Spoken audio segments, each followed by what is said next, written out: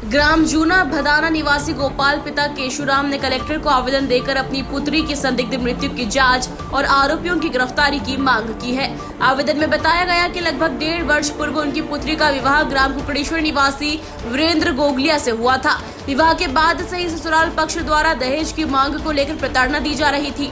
आवेदक ने बताया कि 30 अक्टूबर की रात उनकी पुत्री ने फोन कर कहा कि ससुराल पक्ष सोने की कंठी की मांग कर रहा है और उसके साथ मारपीट की जा रही है।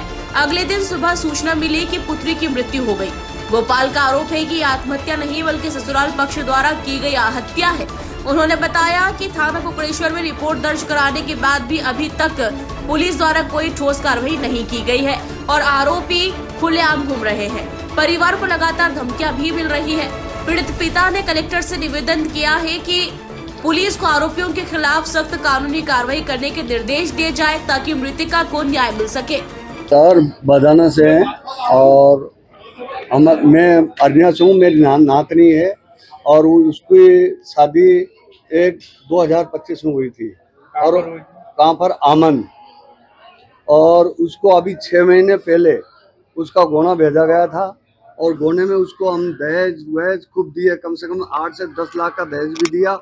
उसके बाद भी उस लड़की को प्रताड़ित करते रहते और उनके 6 परिवार के, उसका ससुर का नाम है हरलाल, पिता दुर्गा जी गोगलिया, और उसके पति का नाम है वीरेंद्र गोगलिया, और उसकी सास का नाम है मेमाबाई गोगलिया, और उसकी ननद का नाम है पूजाबाई, और एक है ज्योति, एक है रानू।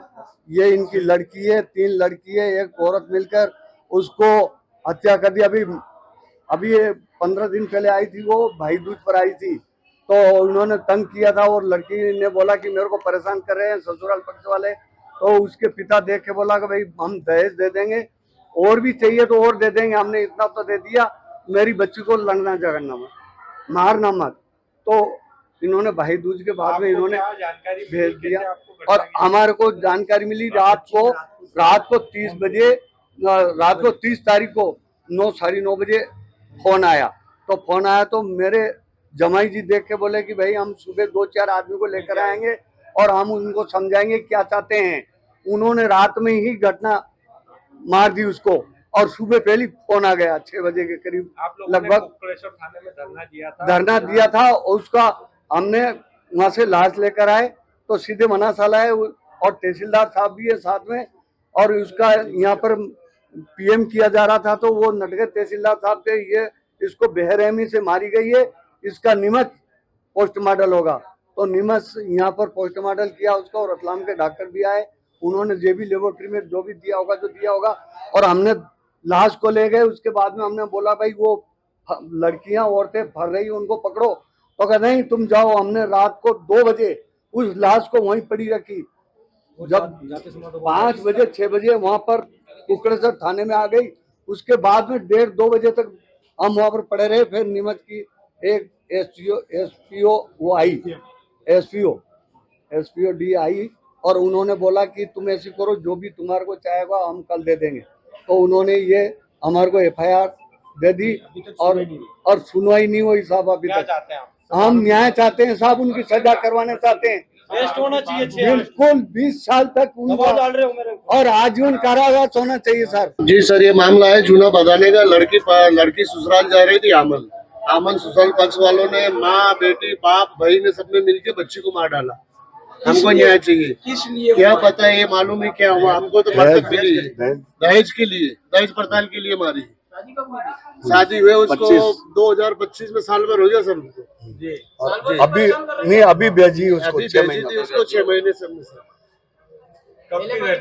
ये घटना अभी देखो शुक्रवार के दिन की घटना है सर। आपको क्या जानकारी मिली? हमको जानकारी क्या मिली, जो हमको फोन आया कि तुम्हारी बच्ची मर गई। हम गए तो मरतक मिली। उन्होंने बोला कि मर गई, तो ससुराल पक्ष वाले कोई भी नहीं आया हमारे साथ में। फिर क्या हुआ था? क्या हुआ फिर पोस्टमार्टम हुआ। नीमच मनासा लेके आए, मनासा से नीमच रेफर किया, नीमच से यहाँ से पोस्टमार्टम होके वहाँ आई। आप क्या चाहते हो? आप लोग हम न्याय चाहते हैं, धरना है हमारा, न्याय चाहते हैं। कुकड़ेश्वर थाने में धरना भी दिया। कुकड़ेश्वर प्रशासन कोई कार्रवाई नहीं कर रही। वो बिक चुकी है, पैसे ले चुके। बच्ची के पिता का क्या नाम? गोपाल। गोपाल। हाँ, आपको किस पर शक है? 1 मिनट।